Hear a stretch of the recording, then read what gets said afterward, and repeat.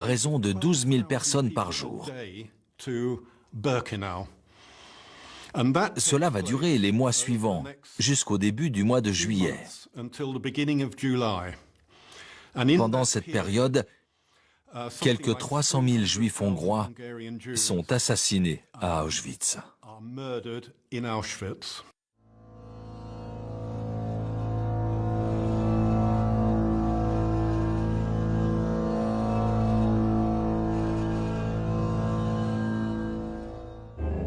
Au même moment, des avions de reconnaissance alliés survolent Auschwitz. Le gigantesque complexe est clairement visible sur les photos de surveillance aérienne. Le camp est enfin à portée des bombardiers américains.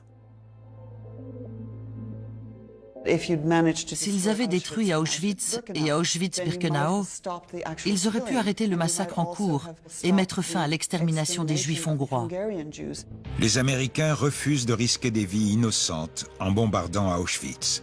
Mais cette décision est-elle une erreur tragique? Personnellement, je pense qu'on aurait dû et qu'on aurait pu faire plus. J'ai parlé avec beaucoup de survivants d'Auschwitz qui m'ont dit qu'ils auraient été prêts à mourir dans un bombardement si celui-ci garantissait la destruction des fours crématoires et des chambres à gaz.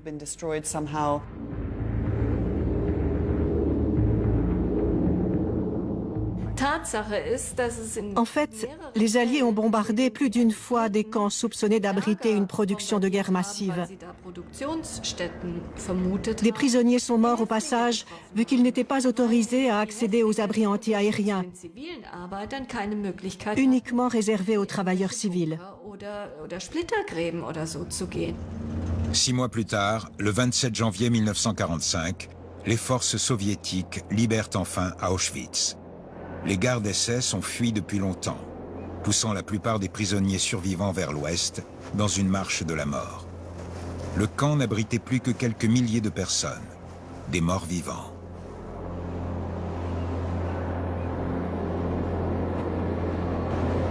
À ce moment-là, près de 6 millions de personnes ont été assassinées, sur un total de 11 millions identifiés par Eichmann à la conférence de Wannsee. Après la guerre, ce dernier avouera que son seul regret est de ne pas en avoir tué davantage. L'Holocauste est sans précédent dans la façon dont il a transformé une idéologie en politique. Un ressentiment qui s'est achevé par la négation de tous les droits humains et une extermination de masse. L'Holocauste est le plus grand crime contre l'humanité.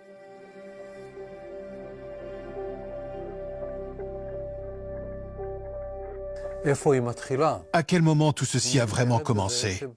L'histoire s'est terminée par la mort et la destruction.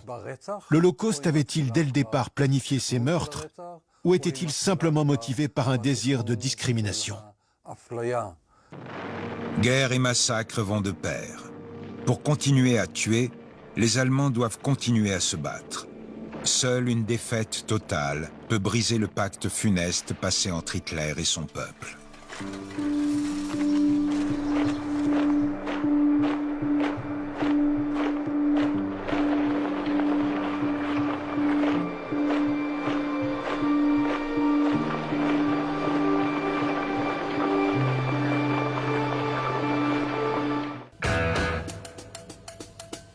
Assassinat, rivalité et corruption. Le détective Colin McLaren infiltre la mafia américaine. You don't want to get involved in these family groups. To make your bones, you have to kill somebody.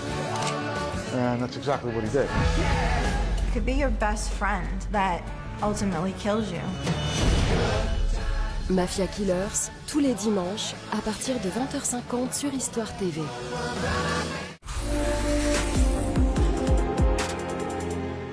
En ce moment, jusqu'à 100 € offerts pour la souscription d'une nouvelle offre ELEC référence 3 ans.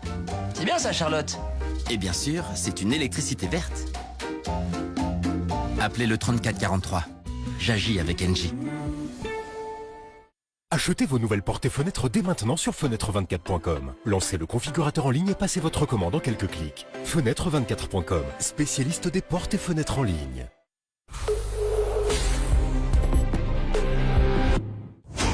mai 1945, l'Europe en paix, le Pacifique en flammes. Les dernières batailles d'un monde en guerre. Je n'ai pas vu le champignon, j'étais dessous. Mardi, par la reddition du Japon, le 2 septembre 1945 signe la fin de la Seconde Guerre mondiale. Revivez heure par heure les instants qui ont précédé ce moment historique. Quels étaient mes sentiments au moment même où nous allions recevoir la capitulation de ceux qui avaient été les puissants seigneurs de la guerre en Extrême-Orient?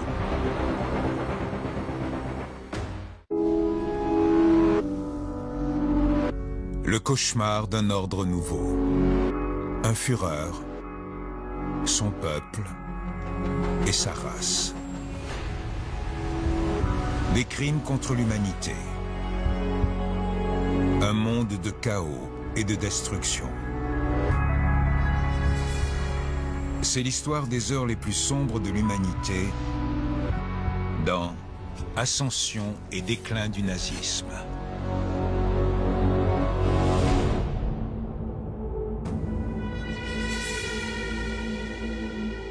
Stalingrad, fin janvier 1943. La 6e armée allemande est encerclée par les forces soviétiques.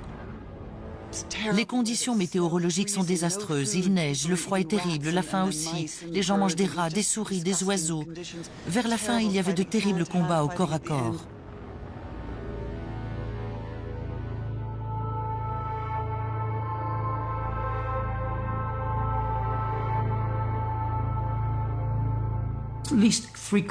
Au moins 750 000 soldats allemands et alliés sont tombés à Stalingrad. C'est une catastrophe d'une ampleur inimaginable.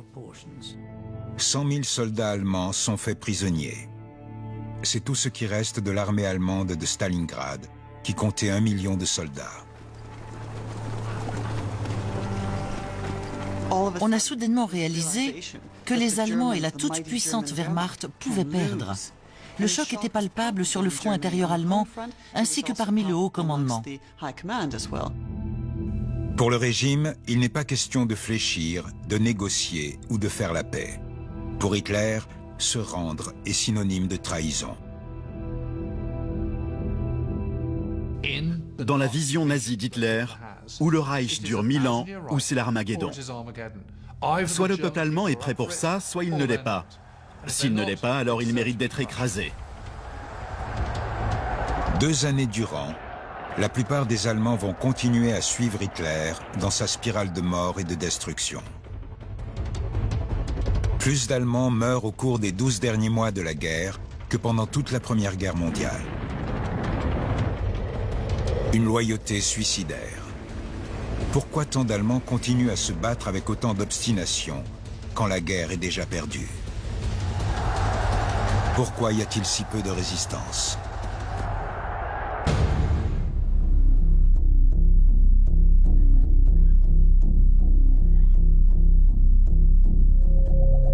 Casablanca, janvier 1943. Le président Roosevelt s'envole vers le Maroc pour participer à un sommet secret des Alliés. Il faut décider de la stratégie à adopter vis-à-vis de l'Allemagne. Staline transmet ses excuses. Il est retenu chez lui par la bataille de Stalingrad.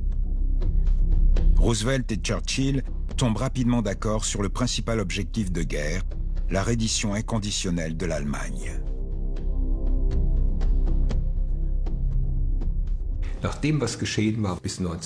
Compte tenu de ce qui s'était passé en 1943, c'était la seule alternative pour l'Allemagne. La capitulation inconditionnelle était absolument indispensable. C'était très clairement un pays auquel on ne pouvait pas faire confiance pour se reconstruire par ses propres moyens, pour transformer la structure de l'État et faire le ménage. Le problème était que les Allemands pouvaient dire après l'armistice équivoque de 1918 qu'ils avaient été poignardés dans le dos.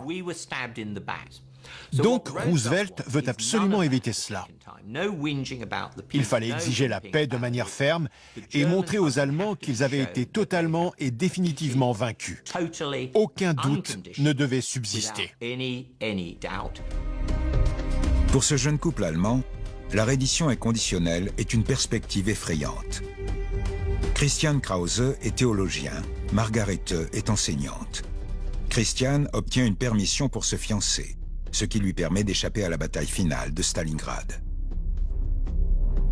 Après leur mariage, ils s'écrivent régulièrement. Entre l'Allemagne et le front, leurs lettres expriment leur détermination à aller jusqu'au bout. Mais elles révèlent aussi quelques doutes du côté de Christian. Margarete, en revanche, est une fervente admiratrice d'Hitler. Le 22 janvier 1943, elle écrit « Mon cher Christian, tu m'écris qu'étant donné la situation critique dans laquelle nous nous trouvons aujourd'hui, il est possible que nous ne gagnions pas. Tes mots me font mal.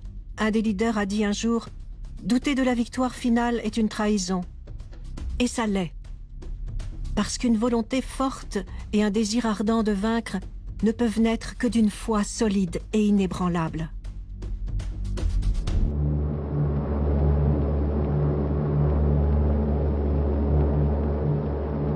L'ennemi est bien décidé à briser cette foi à coups de bombe. 3 jours après la conférence de Casablanca, des bombardiers américains attaquent Wilhelmshaven. Le but est de détruire les usines d'armement allemandes. Mais les Américains et les Britanniques ont un deuxième objectif: casser le moral de la population en menant des raids contre les civils.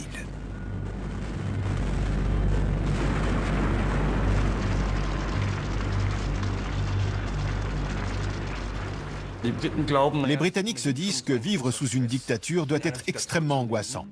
Alors si en plus les bombes leur tombent sur la tête, les Allemands seront tellement stressés et mécontents qu'on assisterait à une répétition de novembre 1918. Ils veulent y croire. Mais bien sûr, cela n'arrive pas. Au moins 500 000 Allemands meurent dans les raids alliés. Les grandes villes comme Berlin et Hambourg sont les plus sévèrement touchées. À elles seules, ces 2 villes comptent 70 000 morts. Mais des villes plus petites, comme Düren, Wesel ou Paderborn, paient également un lourd tribut. En 1943 et 1944, les avions britanniques et américains larguent plus de 750 000 tonnes de bombes sur l'Allemagne. Goebbels, le ministre de la propagande, prend les bombardements pour prétexte afin de renforcer le sentiment que le régime et le peuple sont unis dans un destin commun. In Mannheim, die schwer geprüfte Bevölkerung bekundet in machtvollen Kundgebungen ihren unbeugsamen Willen zum Sieg. La propagande nazie attise la colère du peuple en évoquant des attaques terroristes dans le but de créer une mentalité de siège. Le désastre de Stalingrad sert le même objectif. La propagande du régime devait réagir d'une manière ou d'une autre à cette terrible défaite.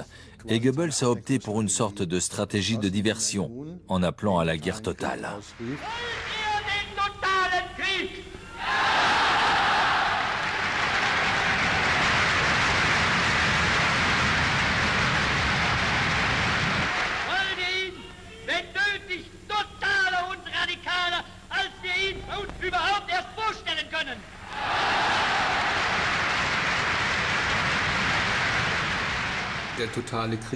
La guerre totale signifie que tout le monde travaille, pense, se bat et ne vit que pour cette guerre, non seulement sur le front intérieur, mais sur tous les autres.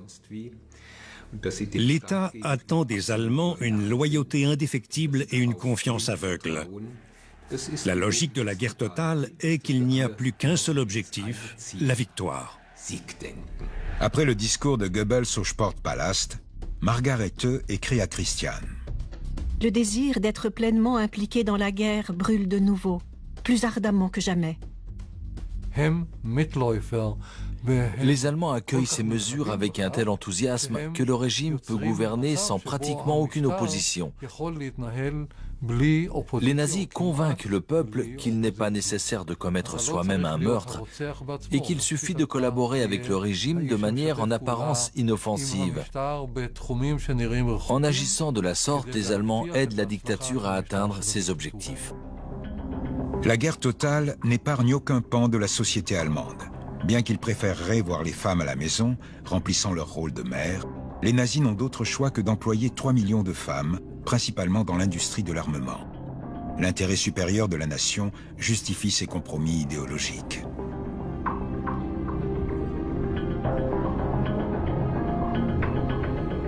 De plus en plus de collégiens sont engagés comme auxiliaires antiaériens ou pour construire des bunkers.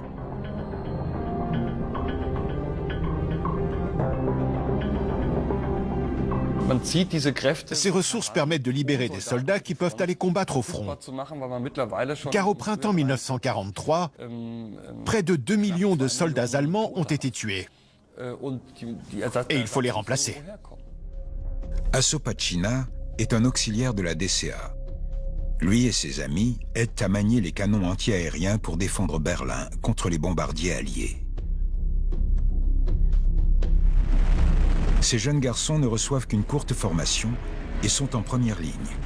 Les unités de la DCA sont des cibles prioritaires. Et pourtant, beaucoup de ces collégiens sont très motivés, en particulier Asso Pacina. Sa famille et lui ont été bombardés et leur maison détruite. « J'étais fou de rage contre les gens qui lâchaient des bombes sur Berlin », se souvient-il. Ces jeunes auxiliaires de la DCA n'ont jamais connu que la dictature d'Hitler. Ils sont donc totalement endoctrinés par l'idéologie nazie. Asso est né en 1928. Son jeune frère Heiko et lui ont grandi sous le national-socialisme et ont passé des années dans les jeunesses hitlériennes. Leur père sert le régime. Il est chef de service au ministère de l'Alimentation et de l'Agriculture.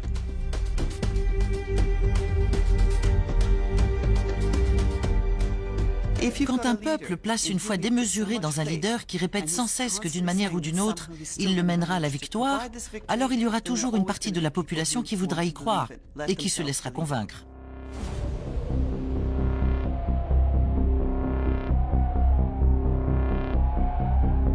Les soldats d'Hitler ne se battent pas seuls. Ils sont aidés par des forces roumaines et hongroises dans le sud-est de l'Europe et finlandaises dans le nord. Sans ces alliés, la marche sur Stalingrad n'aurait guère été possible.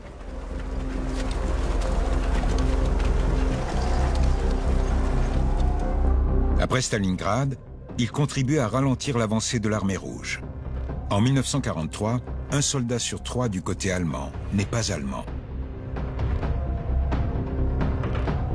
Un demi-million de Roumains se battent dans le sud et un demi-million de Finlandais dans le nord. Le dictateur roumain Ion Antonescu rend fréquemment visite à Hitler, désireux d'obtenir ses faveurs au détriment du voisin hongrois tant méprisé. La Hongrie et la Roumanie se bousculent pour obtenir une part du butin final. L'alliance avec l'Allemagne est motivée par l'antisémitisme et l'anticommunisme, ainsi que par l'espoir de futures annexions à l'Est. Mais pour Hitler, ses alliés ne sont rien de plus que de la chair à canon.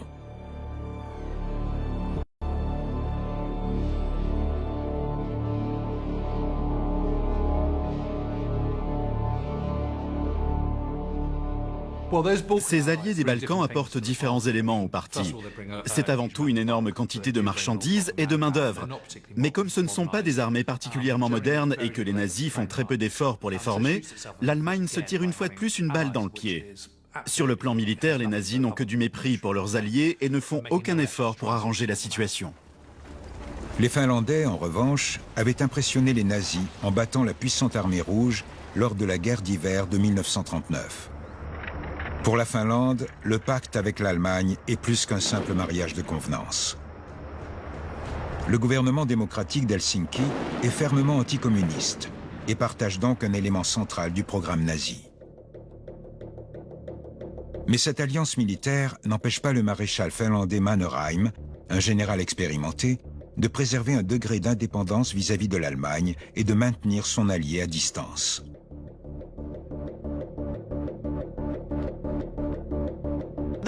Les partisans finlandais de Mannerheim ont toujours été sceptiques à l'égard d'Hitler et des Allemands. Au fur et à mesure que la guerre avance et que les Allemands se comportent de plus en plus mal, Mannerheim devient tout aussi sceptique. En 1942, Hitler se rend en Finlande pour les célébrations du 75e anniversaire de Mannerheim. Il existe un enregistrement sonore unique de cet événement. Im Namen nicht nur meiner selbst, sondern im Namen vor allem aller deutschen Soldaten, die mit einer wirklichen Bewunderung auf ihre finnischen Kameraden blicken. Es ist so leicht für uns, von Freundschaft für die finnische Armee zu sprechen, wenn man so tapfere Bundesgenossen besitzt, ein so tapferes Volk an seiner Seite weiß.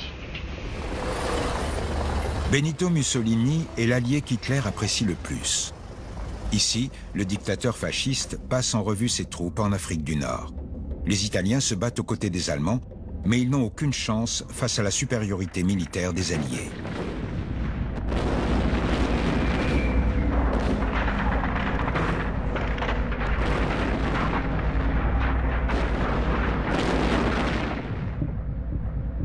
Mai 1943 marque la défaite finale en Afrique du Nord.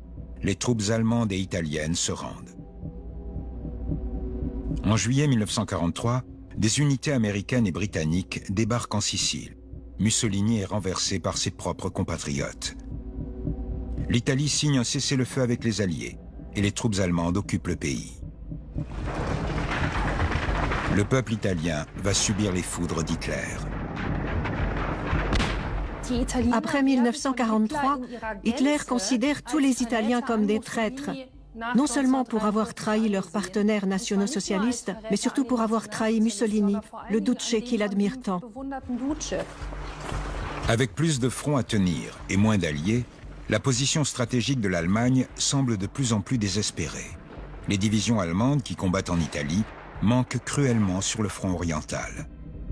En juillet 1943, les Allemands perdent la plus grande bataille de chars de l'histoire, près de Kursk. L'armée rouge contraint la Wehrmacht d'Hitler à une retraite longue et coûteuse. Les Allemands doivent garder la Roumanie le plus longtemps possible à cause de son pétrole. La stratégie de guerre mobile de l'Allemagne en dépend. Le facteur économique est primordial et la ville de Ploiești en Roumanie possède les deuxièmes plus grandes réserves de pétrole d'Europe. Les matières premières, en provenance des pays occupés, neutres ou alliés, sont essentielles pour approvisionner la population civile allemande et l'industrie de l'armement. En plus du pétrole, la Roumanie fournit du blé et des pièces pour les usines allemandes. Ces marchandises peuvent être transportées en toute sécurité vers le Reich, à bord des barges sur le Danube. En dehors des bombardements alliés, les Allemands n'ont guère à se plaindre de leurs conditions de vie. Grâce au pillage impitoyable des régions occupées, il n'y a pratiquement pas de pénurie. Hitler est très attaché au bien-être de la population sur le front intérieur. En d'autres termes, beaucoup d'aliments viennent d'Ukraine, de Biélorussie et d'autres endroits pour permettre de nourrir la population. La grande obsession d'Hitler est de faire en sorte que le peuple allemand soit heureux, qu'il n'y ait pas de révolte ou de protestation.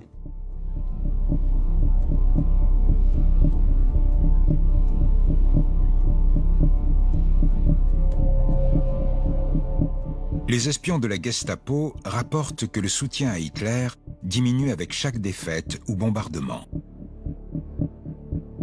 La lutte contre les opposants internes s'intensifie. L'État nazi s'appuie sur la terreur et le renseignement. Quiconque aide les Juifs ou exprime des doutes sur la victoire finale doit s'attendre à être déporté.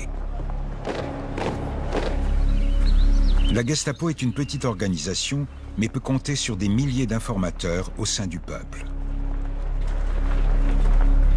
Les dénonciations sont quotidiennes sous le Troisième Reich. Certaines personnes agissaient par conviction. Elles dénonçaient les dissidents parce qu'elles soutenaient le système. D'autres voulaient rendre service ou espéraient en tirer un avantage personnel. Il y avait également des personnes qui avaient peur d'être accusées si elles ne disaient rien et qui se prémunissaient de la sorte en cas de danger. Le groupe de résistants La Rose Blanche est l'une des victimes les plus connues de la délation. Le groupe de Hans et Sophie Scholl distribue des tracts critiques à l'égard du régime à l'université de Munich.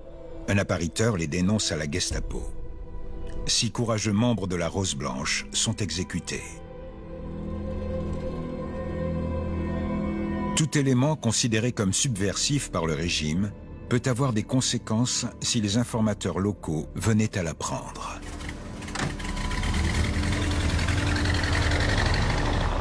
Pour preuve, des archives de la Haute Cour régionale hanséatique de Hambourg, découvertes sur le tard et publiées pour la première fois en 2019. Elles révèlent comment la plus haute juridiction de la ville rendait des jugements sous le Troisième Reich. La majeure partie des 460 procès documentés ont été déclenchés par une dénonciation. Subversion de l'effort de guerre est l'accusation qui revient le plus souvent. À partir de 1943, la persécution s'intensifie. Au fur et à mesure que la situation militaire se dégrade, la répression s'accentue en Allemagne. C'est à peine exagéré de dire que si une blague pouvait vous valoir 6 mois de prison en 1942, en 1943, cette même blague pouvait être considérée comme une subversion de l'effort de guerre et vous faire condamner à la peine de mort. C'est exactement ce qui arrive au chanteur, danseur et acteur Robert Dorsey. En mars 1943, un informateur de la Gestapo le dénonce lorsqu'il raconte la blague suivante dans un restaurant. Hitler entre dans une ville et une jeune fille lui offre une poignée de poussière. « Que suis-je censé faire avec ça ?» demande Hitler. Et la jeune fille répond « Tout le monde dit que lorsque le Führer mordra la poussière, tout ira mieux. » Cette blague a des conséquences fatales pour Robert Dorsey. Elle lui vaut une condamnation à mort pour avoir sapé l'effort de guerre. Il est exécuté à la prison de Plötzensee, près de Berlin. Son nom est retiré de tous ses films. La Gestapo est un des 7 départements de l'Office central de la Sûreté du Reich, dirigé par la SS. Cet organisme emploie au total plus de 50 000 agents. L'un d'entre eux est tristement célèbre. Otto Ohlendorf travaille pour le service de renseignement, ou SD. Pendant la guerre, les fonctionnaires du SD comme Ohlendorf, avocat de métier, commandent les Einsatzgruppen mobiles, des escadrons de la mort à l'arrière du front de l'Est. En tant que chef de l'Einsatzgruppe D, Ohlendorf est responsable du meurtre de 90 000 personnes. Avec d'autres responsables du SD, ils font des allers-retours entre Berlin et l'Est pour traquer sans répit des humains, en particulier des Juifs. Ils avaient carte blanche pour commettre des meurtres et des crimes de toutes sortes en toute impunité. En envoyant les Einsatzgruppen en Union soviétique, dans cet état d'esprit, il était inévitable que la brutalité soit dès le premier jour hors norme. L'utilisation de la terreur à une échelle encore jamais imaginée en Europe. En 1943, alors que l'armée rouge avance, les premières atrocités allemandes sont dévoilées au grand jour. Le chef des SS, Heinrich Himmler, lance l'opération 1005 pour effacer toute trace des crimes nazis. Des fosses communes sont exhumées et les cadavres sont brûlés sur des bûchers funéraires. Un broyeur à os est construit pour faire disparaître les derniers restes des victimes.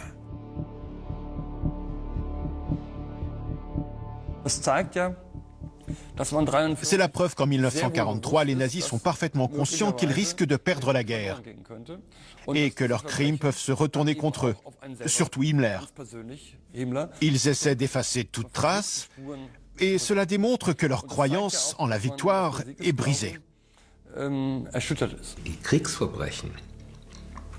En plus d'être à l'origine de la mort de millions de personnes, les crimes de guerre servent aussi à maintenir unie une communauté de criminels qui n'a plus d'issue et qui tient bon jusqu'à la fin. «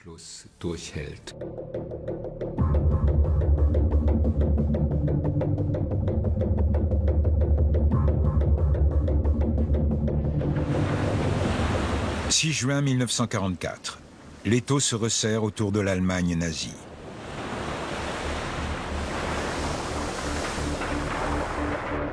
Jour J. Le débarquement allié sur les côtes de Normandie est un succès. La propagande nazie avait vanté l'imprenabilité du mur de l'Atlantique, mais les Alliés arrivent à prendre la position en quelques heures.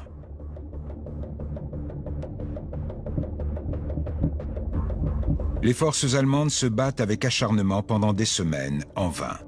En juillet, les 500 000 soldats allemands sur le front occidental sont dépassés par les Alliés, 3 fois plus nombreux. Au même moment, le front de l'Est s'effondre. L'offensive d'été de l'armée soviétique, opération Bagration, détruit le groupe d'armées centre-allemand. En seulement 5 semaines, l'armée rouge progresse de 700 km vers l'ouest.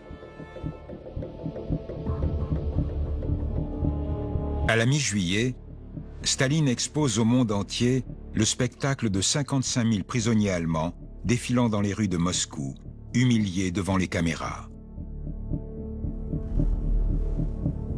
Pendant que ces images sont filmées, un groupe d'officiers, proche de Klaus von Stauffenberg, effectue les derniers préparatifs pour une tentative d'assassinat contre Adolf Hitler. La difficulté à laquelle la résistance a été confrontée était la nécessité de dépasser l'impact de l'influence de l'armée allemande dans la société allemande. Les opposants devaient travailler contre leur propre système. L'idée de s'écarter du chemin qu'ils avaient suivi toute leur vie était inimaginable. Il fallait énormément de courage pour aller jusqu'au bout, et très peu de personnes pouvaient en faire preuve. Né dans une famille aristocratique, Stauffenberg grandit avec ses frères et sœurs dans un château près de Stuttgart. Il devient officier de la Wehrmacht. Au début, il est favorable au régime nazi, mais la perspective de la défaite et l'ampleur des crimes de guerre le poussent, lui et ses co-conspirateurs, à agir. Peu d'entre eux sont des démocrates convaincus, mais ils veulent arrêter Hitler en le tuant. Nous aimerions tous avoir des héros clairement définis, qui ne disent et ne font que des choses positives. Au départ, Stauffenberg approuvait le système national-socialiste et était entièrement favorable au réarmement de l'Allemagne. Il soutenait le régime national-socialiste et était ravi de l'évolution de l'Allemagne jusqu'en 1939. Puis il change d'avis quand il comprend que les événements en cours allaient mener l'Allemagne au désastre. Stauffenberg devient la cheville ouvrière de la résistance militaire contre Hitler. Peu de temps avant qu'il ne passe à l'acte, il dit « Il est temps de faire quelque chose. Quiconque osera agir doit savoir qu'il entrera probablement dans l'histoire allemande comme un traître. Mais s'il n'agit pas, il sera un traître à sa propre conscience. »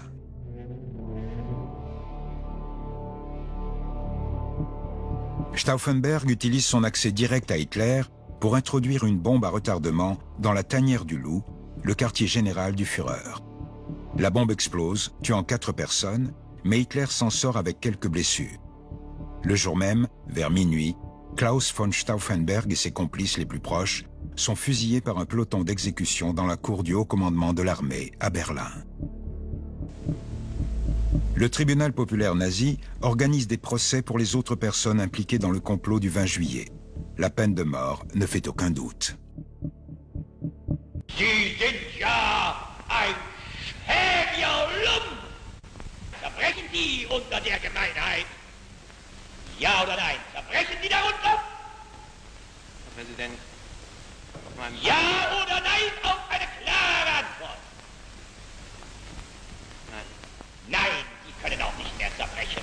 Denn die sind ja nur noch ein Häufchen Elend. Près de 90 autres conspirateurs, dont le comte Schwerin von Schwanenfeld, sont pendus à la prison de Plötzensee, à Berlin. Le complot du 20 juillet sera le dernier d'une série de plus de 40 tentatives d'assassinat d'Hitler. Tous les membres de la Wehrmacht qui étaient prêts à agir contre l'État nazi avaient participé au 20 juillet. Après cet échec, ils étaient tous morts, en prison ou entrés dans la clandestinité. Il n'y avait donc plus personne qui était prêt ou désireux d'agir pour mettre fin à cette folie. Hitler remercie la Providence pour sa survie. Il connaît un regain de popularité auprès du peuple allemand, bien que la guerre soit perdue depuis longtemps.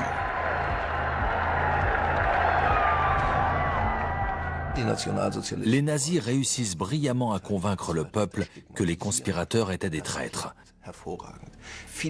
De nombreux Allemands sont heureux qu'Hitler n'ait pas été tué, car ils croyaient encore à la victoire finale.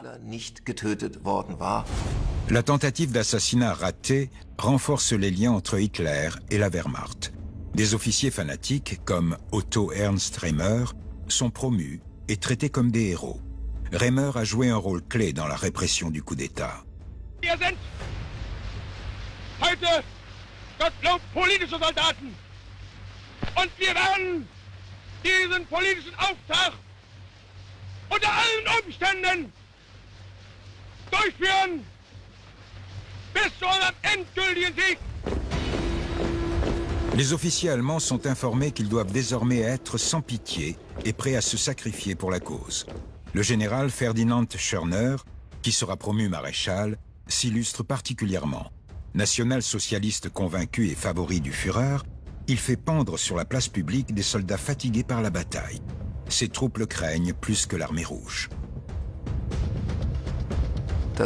Hitler nourrit toujours l'espoir d'une victoire finale et fait régner la répression et la brutalité pour mettre ses troupes au pas. La foi et la terreur, main dans la main.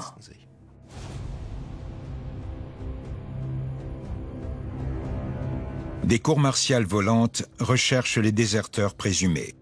Au total, 20 000 soldats allemands seront exécutés pendant la Seconde Guerre mondiale, contre 48 pendant la Grande Guerre.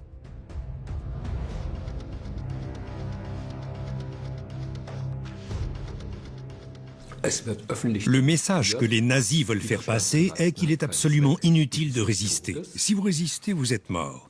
Mais si les autres gagnent, vous êtes également mort. En fait, vous êtes mort dans tous les cas. Donc la seule issue, c'est de continuer à tirer.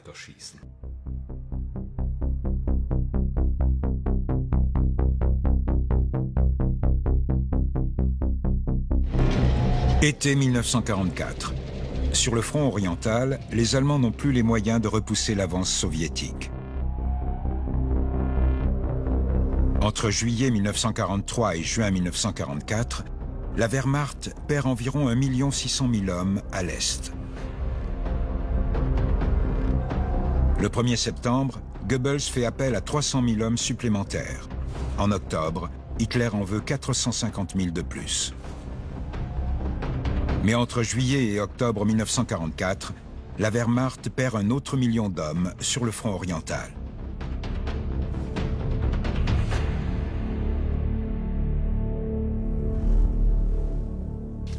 Les pertes sont phénoménales, inconcevables. Les généraux en sont conscients, mais bien sûr, à aucun moment ils ne disent qu'il faut arrêter l'hémorragie. À l'automne 1944, la Finlande et l'Union soviétique conviennent d'un cessez-le-feu. À la suite d'un coup d'État, la Roumanie change de camp et cesse de livrer du pétrole à l'Allemagne. En Hongrie, les Allemands installent un gouvernement pro-nazi fantoche, le Parti des Croix fléchées. Grâce à sa coopération, les SS déportent plus de 500 000 Juifs. Hitler veut continuer la guerre à tout prix. Les dernières ressources de l'Allemagne sont jetées dans la bataille, le Volkssturm. C'est un acte de désespoir, peu importe les pertes. Ich schwöre bei Gott diesen heiligen Eid.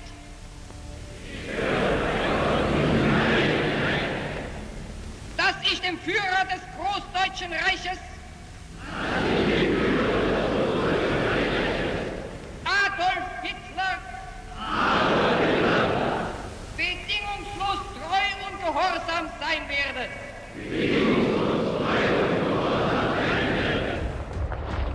La milice populaire mobilise des hommes de 60 ans et des garçons de 15 ans, mal armés et à peine entraînés.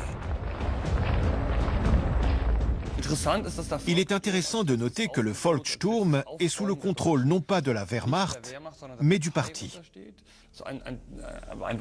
C'est un autre exemple de la façon dont le parti contrôle la société et de la conviction que le moral s'emporte mieux quand le parti est aux commandes. La peur est désormais le seul ciment des Allemands dans cette guerre absurde. La peur de la défaite, la peur de la terreur de la Gestapo et la peur de la punition à venir pour les crimes de l'Allemagne. Beaucoup croient que la seule chose qui peut encore sauver l'Allemagne, c'est la victoire finale tant louée. Sie alle sind bereit, den deutschen Schwur zu erfüllen. Sterben kann ich, aber Knecht sein und Deutschland geknechtet sehen, das kann ich nicht. Les Allemands ont cru Goebbels quand il leur a dit qu'il était impossible de faire marche arrière, qu'on ne leur pardonnerait pas et qu'on les tuerait tous. Ils n'avaient pas d'autre choix que de se battre. En théorie, 6 millions de personnes, jeunes et plus âgées, pouvaient être enrôlées dans le Volkssturm, mais les usines seraient alors désertées. Le ministre de l'Armement, Albert Speer, est également sur le pont pour trouver des travailleurs. Les raids alliés ciblent sans répit les usines et le réseau ferroviaire. La production de guerre allemande est néanmoins à son apogée en 1944. Les Allemands résolvent leurs problèmes de main-d'œuvre en recourant à des millions de travailleurs forcés. Les détenus des camps de concentration sont contraints de travailler dans des conditions inhumaines dans l'industrie de l'armement. Entre 1939 et 1945, plus de 10 millions de personnes seront contraintes de travailler en Allemagne. Le mois d'août 1944 totalise à lui seul près de 8 millions de travailleurs forcés. 5 700 000 civils, 2 millions de prisonniers de guerre et 400 000 détenus des camps de concentration de toute l'Europe. Les travailleurs forcés des camps de concentration souffrent terriblement dans cette phase finale de la guerre. De nombreux camps et de nombreux fabricants d'armes n'auraient certainement pas pu maintenir leur production en 1944 sans ces travailleurs forcés. Le camp de concentration de Mittelbau-Dora, dans les montagnes du Harz, est un vaste réseau de tunnels creusés par les prisonniers eux-mêmes dans des conditions épouvantables. C'est ici qu'est confectionné le V2, l'arme supposée miracle d'Hitler. Sa construction fera plus de victimes que son utilisation. Les conditions de travail étaient si dures que les premiers prisonniers qui sont arrivés à Mittelbau-Dora n'ont pas vu la lumière du jour pendant des mois. Ils devaient dormir dans les tunnels. Ils étaient particulièrement épuisés en raison du froid et du manque de lumière du jour. Cette situation et les rations insuffisantes ont naturellement provoqué des épidémies et un taux de mortalité extrêmement élevé parmi les prisonniers.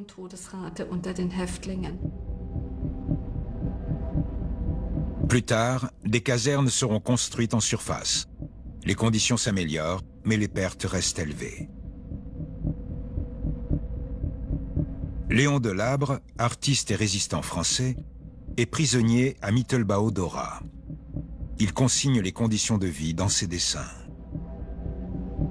Les travaux souterrains forcés coûtent la vie à de nombreux prisonniers.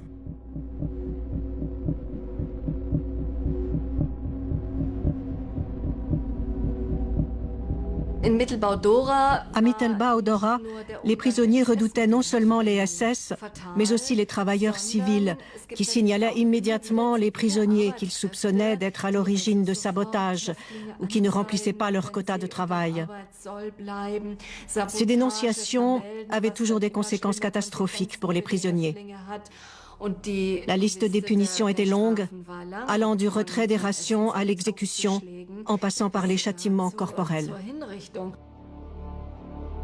Léon Delabre reproduit aussi les exécutions, le plus souvent de prisonniers reconnus coupables d'avoir saboté l'arme miracle d'Hitler.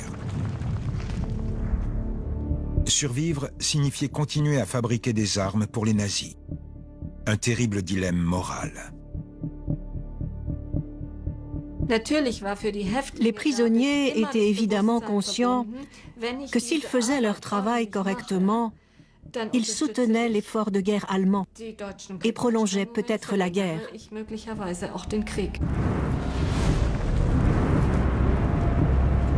Les V2 sont déployés à partir de l'automne 1944.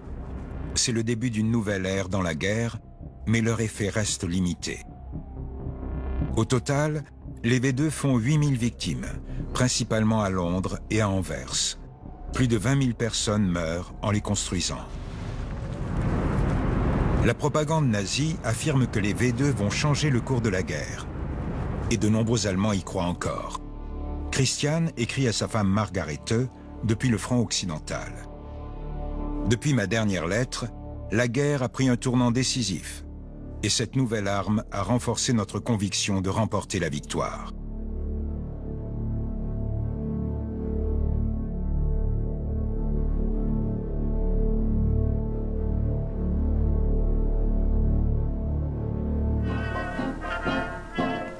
Le 31 décembre 1944, les soldats d'une unité SS et leurs amis font la fête comme si de rien n'était.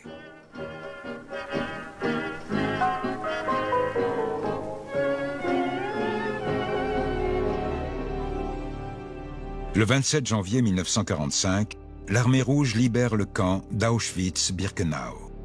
Ce camp est toujours le symbole de l'Holocauste. En Allemagne, le génocide est connu de tous. Maintenant que le monde entier voit ces images, les mensonges et la dissimulation de la vérité commencent.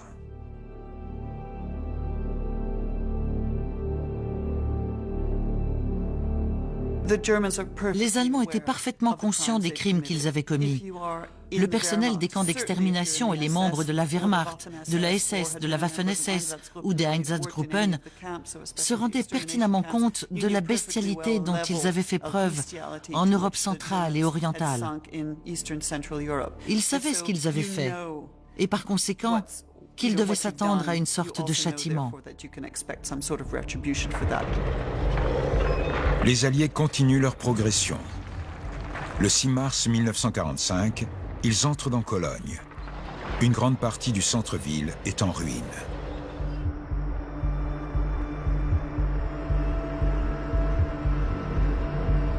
Christian écrit depuis le front occidental.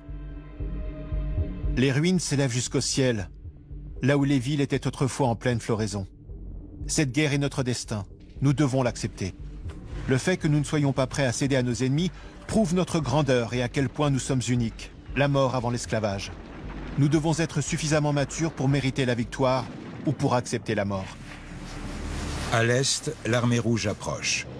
Beaucoup de ces soldats ont perdu des membres de leur famille dans les atrocités allemandes et ils veulent se venger.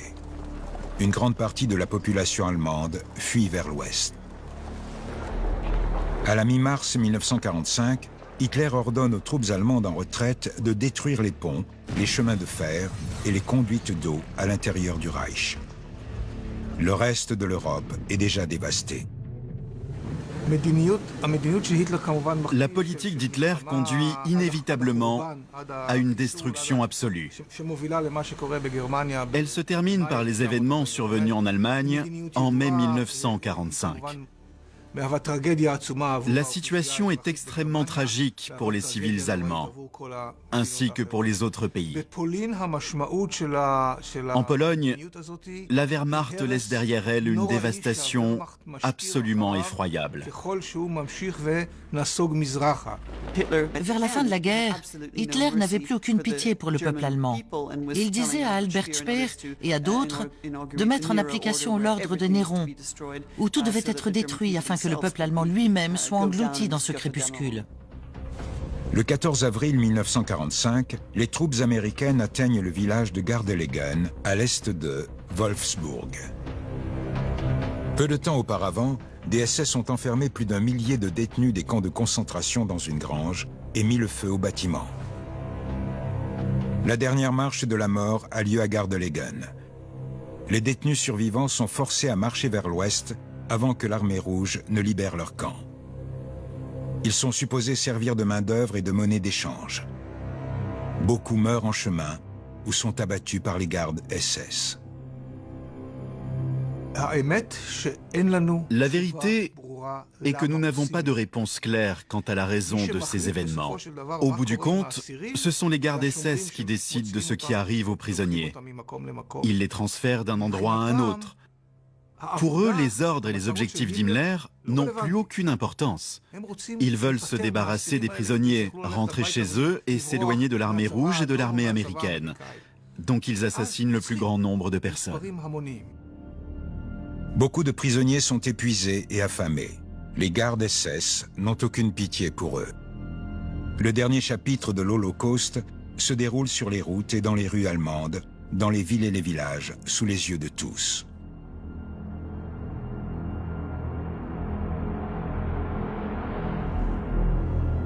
Entre l'été 1944 et mai 1945, les SS forcent plus de 700 000 prisonniers, dont au moins 250 000 juifs, à participer à une centaine de marches de la mort vers et à travers l'Allemagne.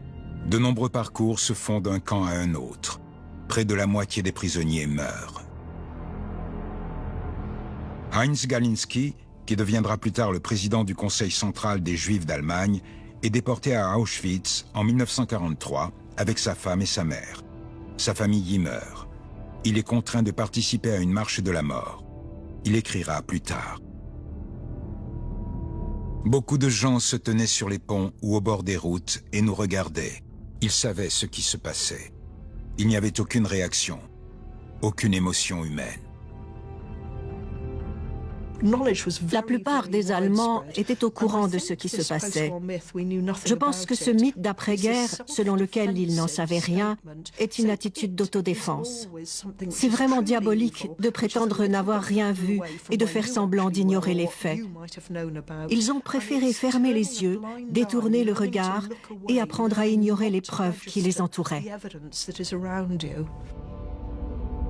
Heinz Galinski est d'abord emmené au camp de Dora-Mittelbau, puis plus tard à Bergen-Belsen, le terminus de plusieurs marches de la mort.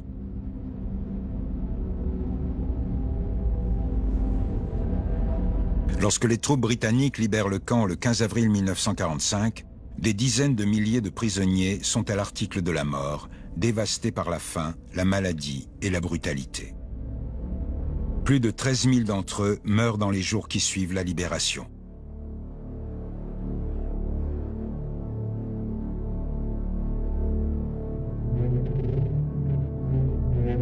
Au même moment, de nombreux Allemands envisagent encore la victoire finale. Les hauts gradés de l'armée, du parti et des SS sont d'accord pour dire qu'il ne peut y avoir de reddition. Le 21 avril 1945, les soviétiques atteignent les abords de la ville de Berlin.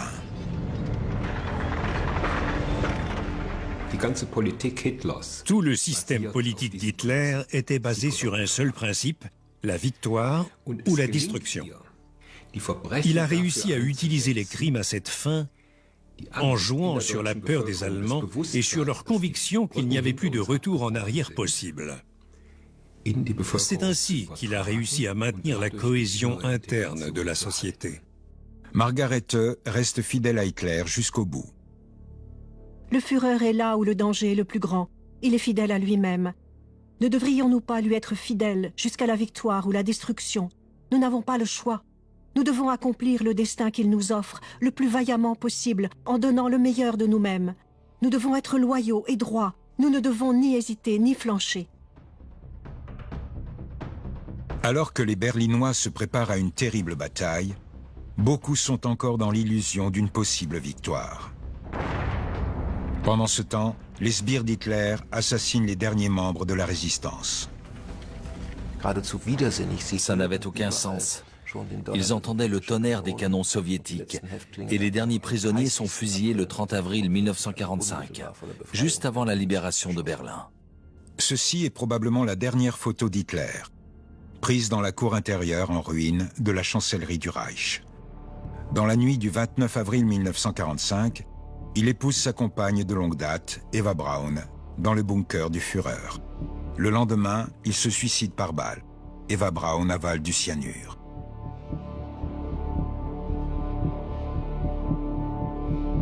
Les dernières lettres entre Margarethe et Christian sont perdues. Christian est fait prisonnier par les Américains. Après le suicide d'Hitler, Margarete écrit dans son journal intime. Je suis assise très calme à côté de la radio. Mes mains sont posées sur mes genoux. Oh Seigneur! Et puis nous apprenons la nouvelle. Nos oreilles l'entendent, notre esprit l'absorbe, mais le cœur refuse de comprendre. Un vide immense et infini s'ouvre devant nous. Le peuple allemand sent le fureur. Est-ce vraiment la fin? Y a-t-il un moyen de sortir de cette situation désespérée? Pour Margarete et Christiane, il y a un avenir. Christiane retourne en Saxe à sa libération du camp de prisonniers de guerre.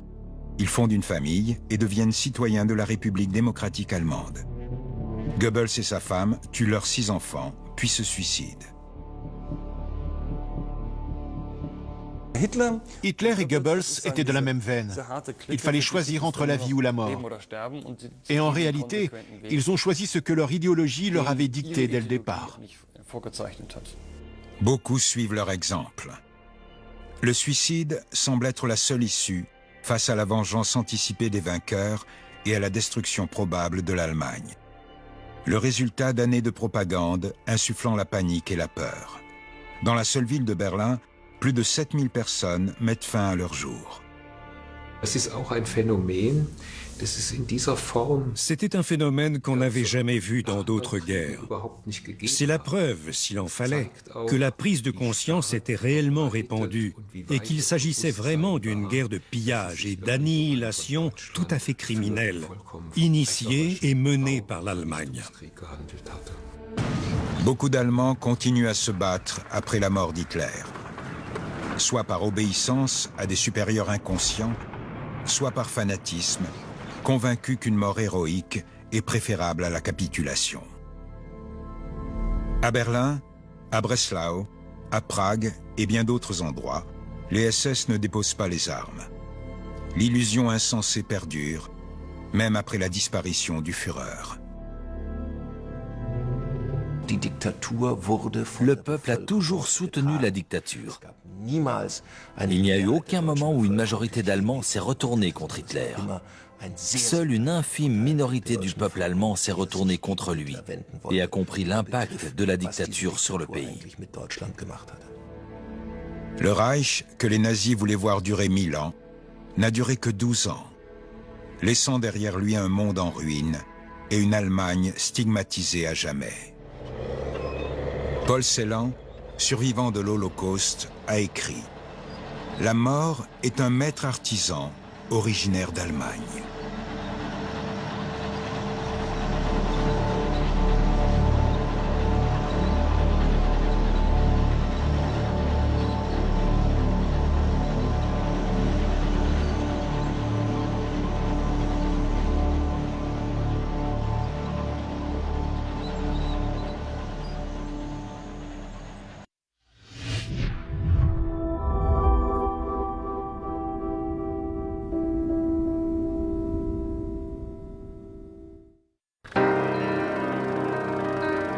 Le 17 septembre 1903, le Daily Telegram rapporte une histoire très triste à ses lecteurs de Clarksburg, en Virginie orientale.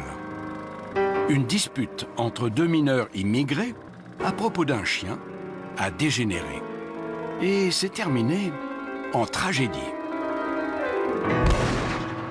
Un des 2 mineurs s'est pris la balle. Un Slave dénommé Make Svenekachev. Le lendemain, un journal concurrent, le Clarksburg Daily News, publie également l'histoire déchirante du chien et du Slave abattu. Ce qu'il ignore, c'est qu'il a été pris la main dans le sac.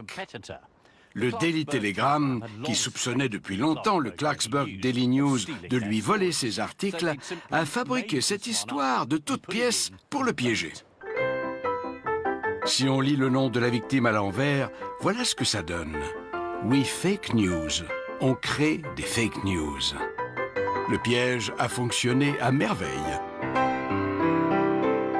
Donc, rien de tout ça n'est arrivé et aucun animal n'a été blessé. Ce que cette histoire nous montre, c'est que les fake news étaient déjà un problème bien avant notre confuse et incertaine époque. They are the fake, disgusting news. Dans ce film, je vais essayer de voir s'il est possible de tirer des leçons de l'épidémie actuelle de fake news, en étudiant les époques où l'apparition de nouveaux médias et de nouvelles technologies a permis la multiplication des mensonges. L'information était montée en épingle, grossie, avec parfois des conséquences néfastes. Je me rends dans le pays où sont nés les masses médias au 19e siècle et les guerres de l'information au 21e siècle. Tapez mon nom et vous trouverez des horreurs.